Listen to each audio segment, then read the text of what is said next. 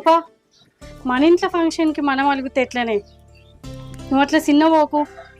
రేపు పొద్దులా నువ్వు నీళ్ళు పోసుకుంటే మన అత్తయ్య వేయదా చెప్పు.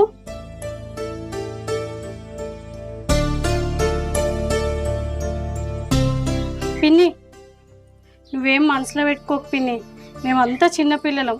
మా అత్తమ్మనే కదా కడుపుతోనుంది, మాకేం తెలుసు అన్ని వ్యవహారాలు. అందుకే తప్పు జరిగింది, క్షమించండి పిన్ని.